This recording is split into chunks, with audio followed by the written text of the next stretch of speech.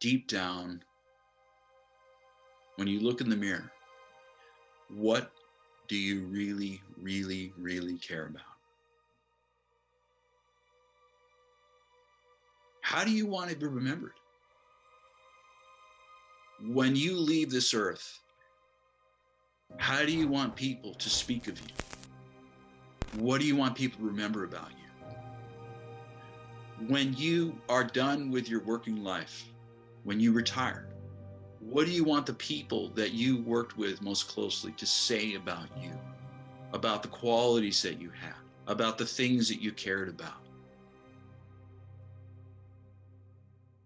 If you are a parent, what would you want your kids to say about what kind of dad you were or what kind of mom you were when they grow up? That's the kind of questions we have to be asking ourselves to figure out, what do I stand for? What's my mission statement? What is it that makes me want to keep going? What is it that how is it I want to contribute to life, to other people, to society? What kind of impact do I want to make at the end of the day? What we value is not going to change. The things that you deeply care about in your heart of hearts, the things that you're truly passionate about, the kind of impact you want to make on others, on life, they're going to be the same today as they are in 5 years. If everyone could accept you for whatever choice you made, what choice would you make? What are you about? What do you really care about?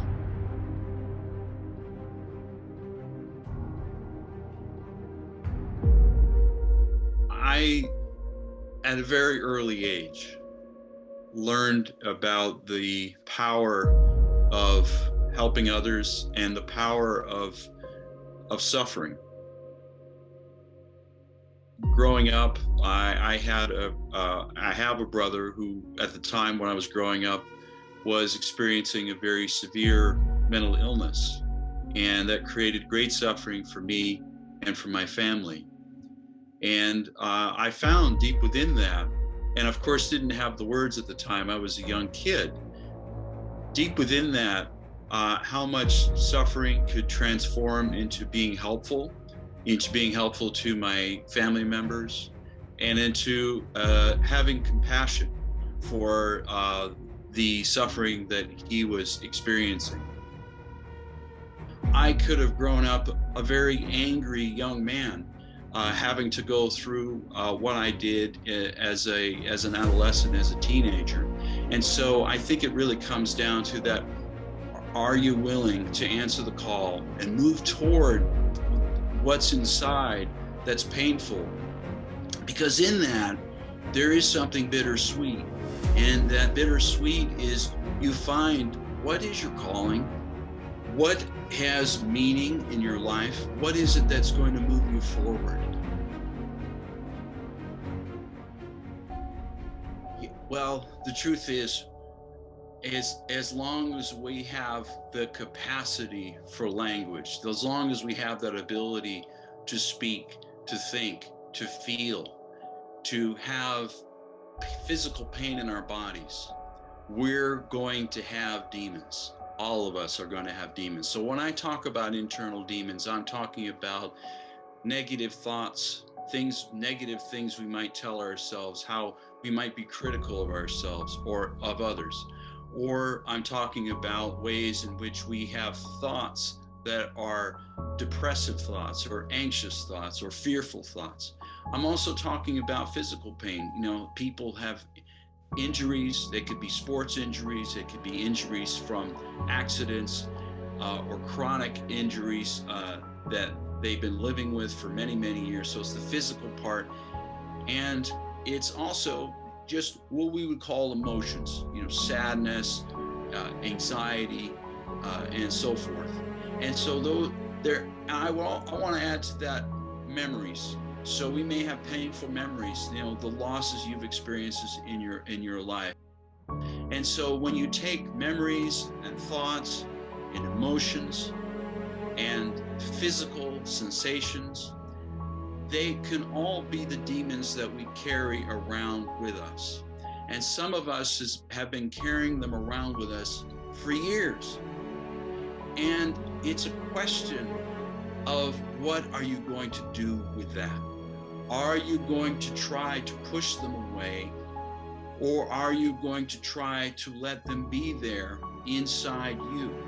And that's really the choice that I'm talking about. It's a fundamental choice that underlies the secret to self-control. Because what happens is when we try to push away, avoid, control the internal demons, do you know what happens? They get bigger. Yeah. They get bigger. And there's some powerful science behind this, that when you try not to have something, you have more of it. The more you don't want the demons, the more that you have them. And I've talked about this in different ways. One of the ways is this idea of a tug of war. It's like you're in a tug of war with these demons, and the more you pull, the more the demons pull back. And you go on and on and on. And eventually, you don't win this battle. You might temporarily get a little respite. You know, you have a drink, or you use some drugs, or you get into something really, really intensely. Maybe you work out really, really, really hard, so you don't have to face this internal experience. But what happens is you can get injured, you can get hungover, you can have an accident, you can hurt your marriage, you can hurt your relationships. And what happens is the demons eventually will come back to you. And then what are you going to do?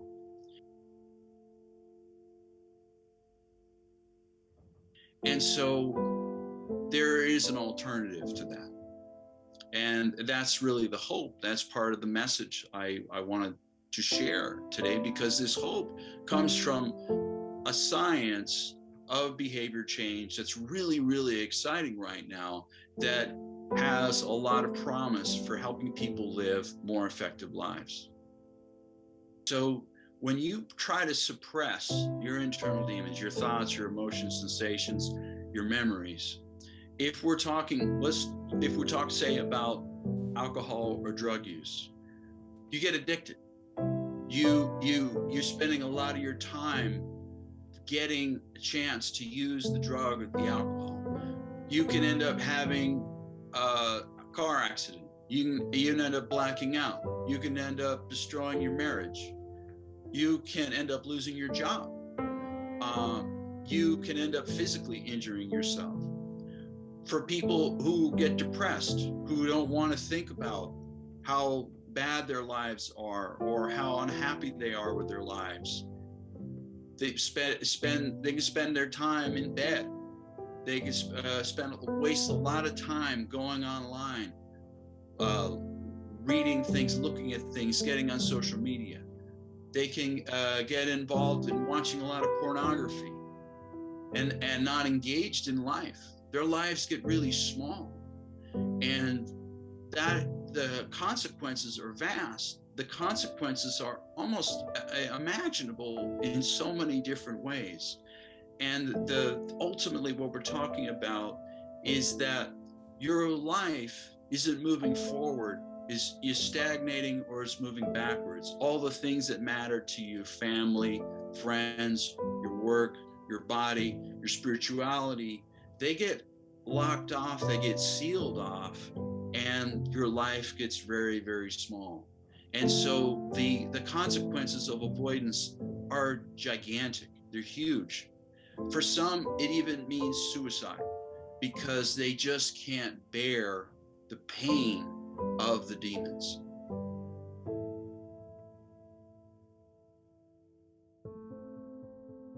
It's being willing to remember. It's being willing to remember and be aware of what is that memory that I've been not wanting to have.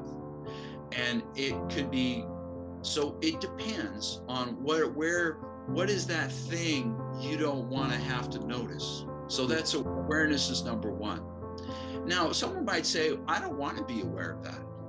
I don't want to be aware of that. That's painful.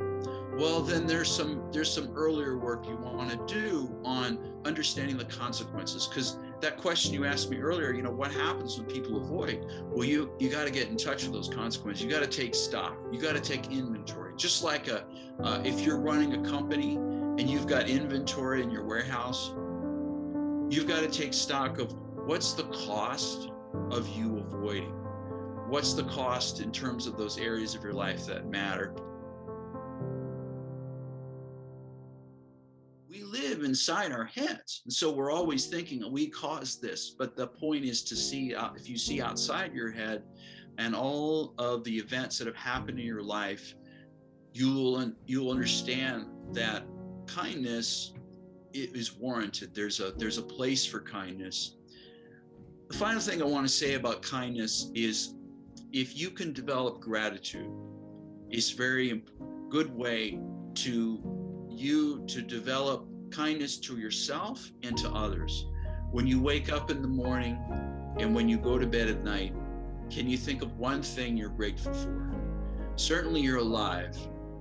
And what else? What are the things in your life, the gifts in your life? It's very hard for someone to state what they're grateful for while also feeling self-loathing, while also feeling angry at themselves. It's very, very difficult to have those two go together.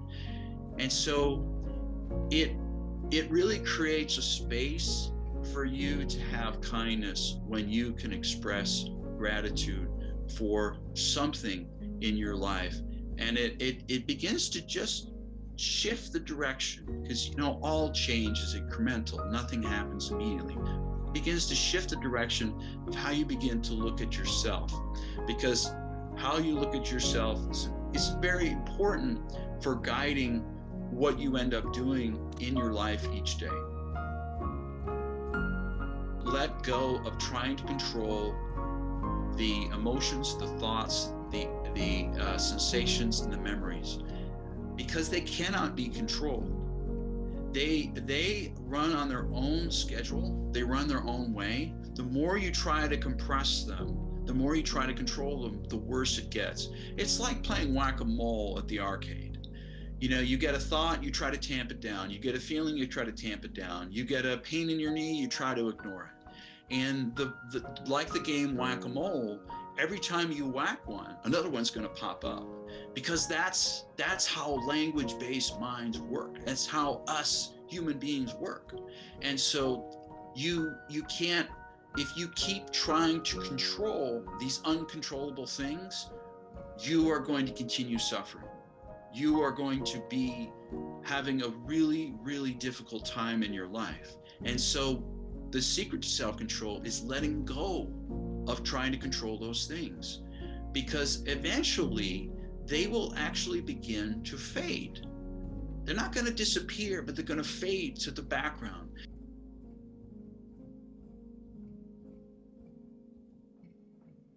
You want to put the spotlight on what matters in your life, the things you can control, things that you use with your hands and your feet, whether you go to the gym, whether you're running, whether you are going to show up for the interview or write the resume or be able to try to connect with someone that you're interested in or repair the relationship. It's what you say, it's what you do with your hands and your feet.